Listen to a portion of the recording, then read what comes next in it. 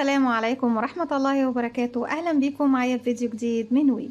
فيديو النهاردة إن شاء الله هشرح فيه معاكم طريقة عمل غرزة جديدة مميزة وجميلة لكن سهلة وبسيطة في نفس الوقت، وأتمنى يا رب إن هي تكون جميلة وتنول أعجابكم.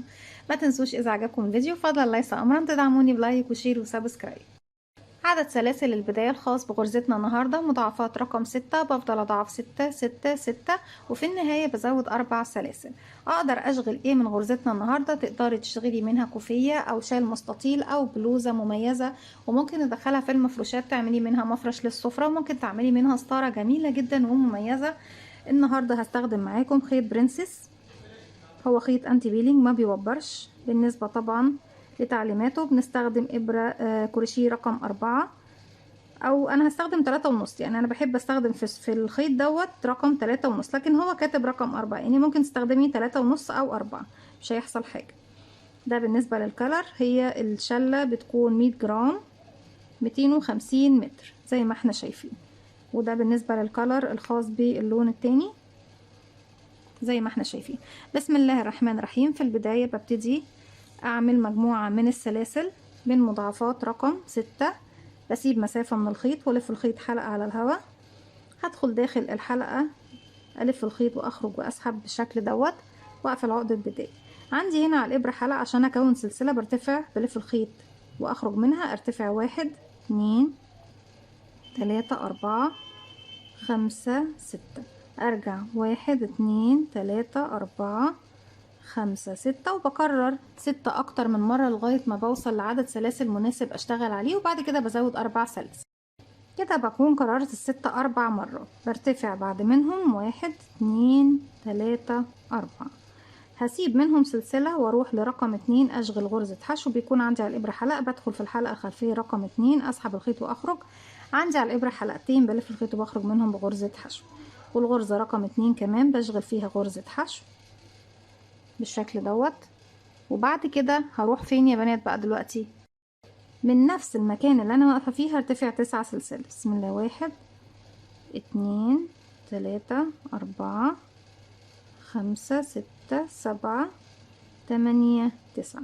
هروح للسلسلة اللي بعد غرزة الحشو الأخيرة اللي اشتغلتها، هروح للي بعدها وأعمل غرزة منزلقة، أدخل أسحب الخيط وأخرج من السلسلة ومن الحلقة اللي عندي كمان على الإبرة. غرزة من الغرز الجميلة جدا المميزة وسهلة وبسيطة في نفس الوقت، بس محتاجة تركيز. هاخد 4 سلاسل من فوق، 1 2 3 4، هسيب تحتهم 1 2 3، وهروح فين يا بنات؟ للغرزة اللي بعدهم رقم 4 أشبك بغرزة منزلقة. هرتفع 9 سلسلة، 1 2 3 4 5 6 7 8 9. الغرزة اللي انا شبكت فيها بمنزلقة هنا هروح للي وراها واشبك بمنزلقة تانية، اسحب الخيط واخرج منها ومن الحلقة اللي عندي على الابرة. كمان بكرر 9 سلسلة، 1 2 3 4 5 6 7 8 9. بسيب الغرزة اللي انا كنت فيها واروح للي وراها اشبك بغرزة منزلقة بالشكل ده يا بنات. انا محتاجة طبعا اكون الشكلين دول، وهنا دي بتكون واحدة بس ايه مع بداية السطر. وبكرر بنفس الطريقة اني بفضل ارتفع 1 2 3 4، هسيب تحتها 3 فراغات، 1 2 3، وفي رقم 4 بشبك بمنزلقة. هرتفع 9 سلسلة واشبك بمنزلقة في اللي وراها، 9 سلسلة منزلقة، 4 سلسلة، وبكرر بنفس الطريقة لغاية ما بوصل لنهاية السطر. في نهاية السطر بيكون عندي غرزتين حشو. في نهاية السطر طبعا قبل ما يكون عندي غرزتين حشو رقم 9 دي بشتغل 9 سلسلة واروح اشتغل غرزتين حشو على طول. هكمل لغاية ما اوصل للنهاية وارجع لكم نكمل مع بعض.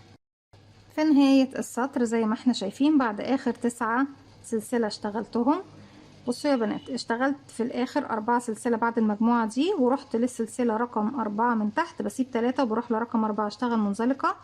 هرجع هنا طبعا بعد ما شبكت بمنزلقة اشتغلت 9 سلسلة، اروح بقى للسلسلتين اللي في الاخر اشتغل 2 حشو، 1 2. زي ما ابتديت السطر بختمه. السطر اللي جاي بيكون بدايته 2 عمود ب2 لفة ونهايته 2 عمود ب2 لفة. برتفع 1 2 3 4 وبعتبره عمود باتنين لفة والف شغل الناحية التانية واشتغل في الفراغ التاني عمود باتنين لفة. الفراغ الاول خلاص اشتغلت فوقيه، الفراغ التاني بلف الخيط 1 2 وبدخل داخل الفراغ رقم 2 غرزة الحشو التانية، هسحب الخيط وهخرج معايا على الابرة 4 حلقات، بلف الخيط واخرج من حلقتين، الف الخيط واخرج من حلقتين، الف الخيط واخرج من حلقتين، 3 مرات بلف الخيط واخرج من حلقتين، باخد سلسلتين مسافة 1 2 وبعد من السلاسل اللي اشتغلتها تحت 1 2 3 4 وفي رقم 5 بدخل اشغل غرزة حشو. المسافة ما بين المكان ده والمكان ده هاخد فيه سلسلة واحدة وهعد بردك 1 2 3 4 وفي رقم 5 غرزة حشو. المسافة بقى اللي ما بين الشكل اللي شكل الفيونكة ده باخد فيه 4 سلسلة، اما ما بين كل فيونكة وفيونكة التانية سلسلة واحدة بس، 1 2 3 4 وهروح لخامس سلسلة 1 2 3 4 دي رقم 5 اهي، اشغل فيها غرزة حشو. هنا احنا طبعا الاتنين ما بين الفيونكة دي والفيونكة دي بناخد كام سلسلة؟ سلسلة واحدة بس. بعد سلسلتي كده بعد 1 2 3 4 في رقم 5 باخد منها حلقتين واشغل غرزة حشو.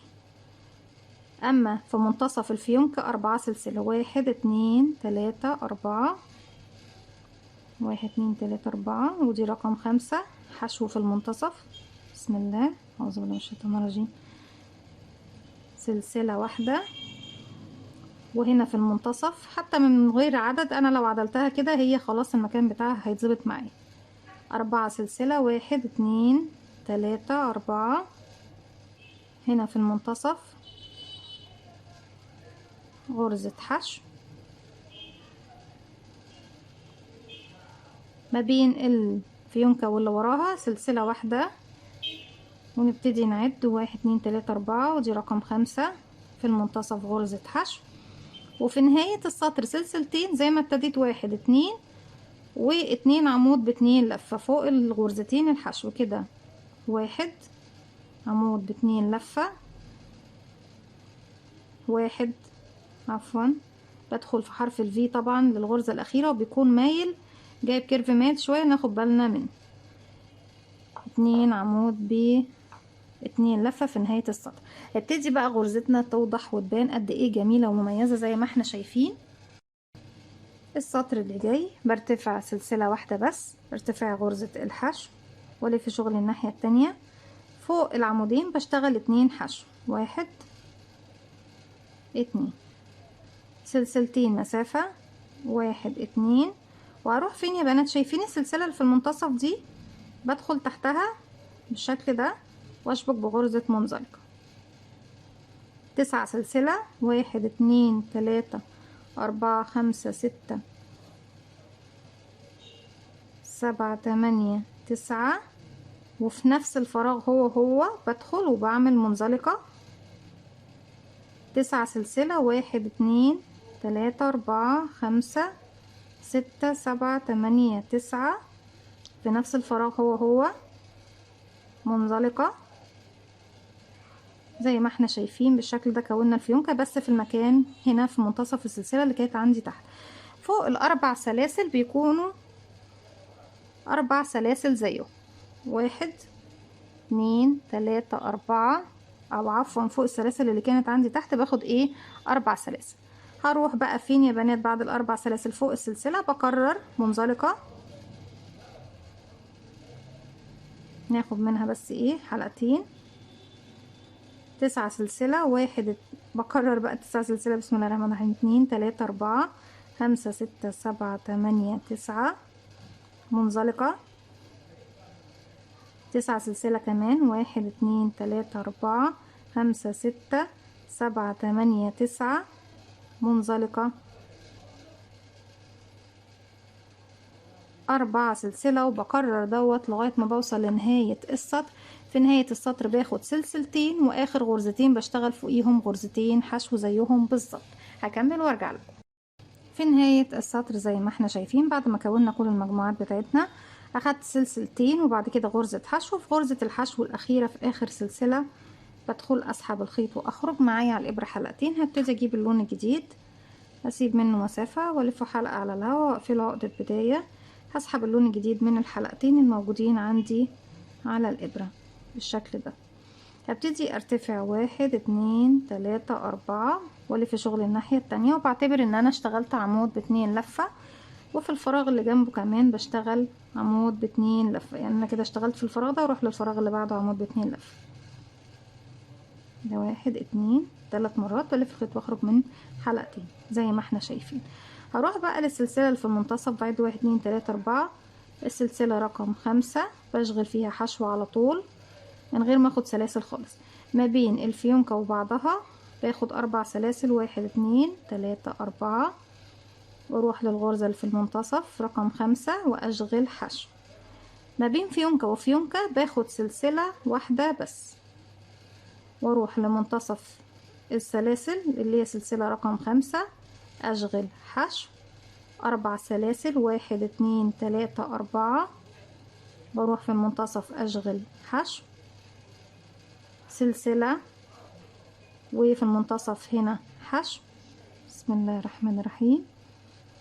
4 سلسلة، 1 2 3 4، ونشغل في المنتصف هنا حشو، سلسلة، في المنتصف هنا حشو، 4 1 2 3 4، حشو في منتصف السلاسل السلسلة رقم 5 بالشكل ده.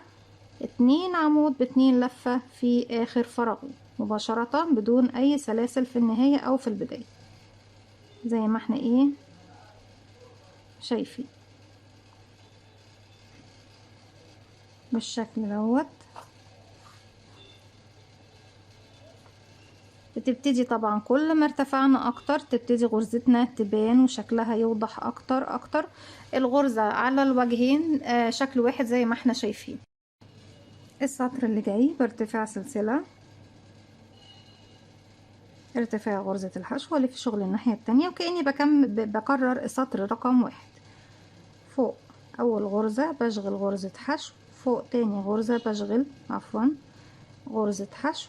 9 سلسلة، 1 2 3 4 5 6 7 8 9. ليه بقول كأني بكرر السطر رقم 1؟ لان انا ما بعتبرش، او عامة في الباترونات في شغل الكروشيه ما بنعتبرش السطر الاول هو سطر التكرار علشان بنبتديه على سلاسل، لكن ببتدي التكرار من سطر يكون فيه غرز طبيعية ببتدي اشتغل منه. هروح بقى لغرزة الحشو دي اشغل غرزة منزلقة، اخد 4 سلسلة، 1 2 3 4. هروح هنا يا بنات بسيب بقى ال4 سلاسل والحشو فوق سلسلة، بدخل اشغل منزلقة، 9 سلسلة، 1 2 3 4 5 6 7 8 9. في نفس الفراغ كمان منزلقة، نظبط الخيوط بتاعتنا. ما تخليش دايما اي فتلة ناقصة معاكي وتكون ساقطة من الابرة في الخيوط ده. من بعض الخيوط اللي بتحس ان هي بتكون مبرومة على اكتر من فتلة فبتفتل معانا احيانا وتقع مننا واحدة. 1 2 3 4 5 6 7 8 9.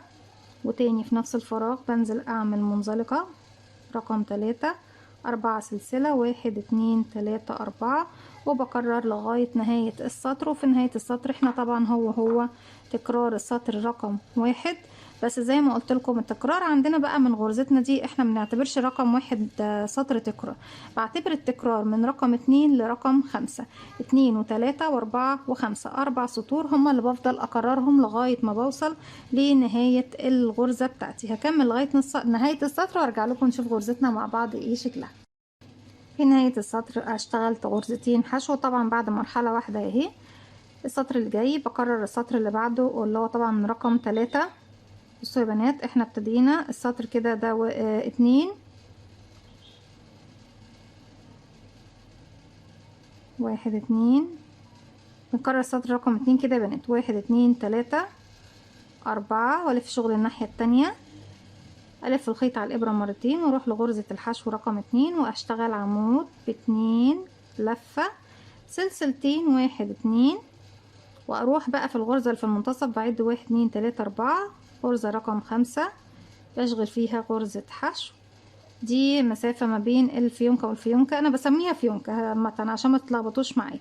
باخد سلسلة واحدة بس واروح في منتصف السلاسل سلسلة رقم 5 حشو 4 سلسلة 1 2 3 4 في منتصف السلاسل حشو سلسلة واحدة وفي منتصف السلاسل هنا باخد حشو 4 سلسلة 1 2 3 4 وحشو في منتصف السلاسل سلسلة رقم 5 سلسلة واحدة وحشو في السلاسل المنتصف 1 2 3 4 حشو في منتصف ال9 سلاسل سلسلة وبروح لاخر وحدة عندي هنا بعمل غرزة حشو 1 2 سلسلة و2 عمود ب2 لفة في نهاية السطر. دايما بنختم شغلنا بالسطر اللي انا اشتغلته ده يا بنات، يعني المفروض ان السطر اللي فات كان اخر سطر بشتغله بالنسبة للباترون، لكن بنختم شغلنا في الغرزة دي في السطر دوت علشان خاطر تكون غرزتنا ايه مقفولة من فوق بالشكل ده، ما تكونش واقفة على مكان الفيونكات. تمام يا بنات، بشتغل بالشكل ده. ممكن تغيري اللون في كل يعني في كل سطرين بمرحلة، كل مرحلة بتقفليها بالشكل ده او كل مرحلتين. يعني احنا هنا اشتغلنا مرحلة 2 وهنا دي مرحلة، ممكن اكمل كمان فوقيها مرحلة وابتدي اغير اللون. بالشكل ده وصلنا لنهاية الفيديو النهاردة ونهاية فكرتنا النهاردة. غرزة جميلة جدا، انتوا لو حسيتوا ان هي بتدينا شكل الزهور او الورود المتشابكة دي وردة وردة وردة وردة وهكذا، بنكمل بقى بنفس الطريقة تدينا شكل الزهور، نسميه شال الزهور او كوفية الزهور او بلوزة الزهور. اتمنى ان فكرة الفيديو النهاردة تكون سهلة وبسيطة عليكم وكمان تنول اعجابكم. فضلا ليس امرا، ما تنسوش اذا عجبكم الفيديو تدعموني بلايك وشير وسبسكرايب واستنوني فيديو جديد من وي. ما تنسوش كمان تفعلوا زرار الجرس ليوصلكم مني كل جديد. السلام عليكم ورحمة الله وبركاته.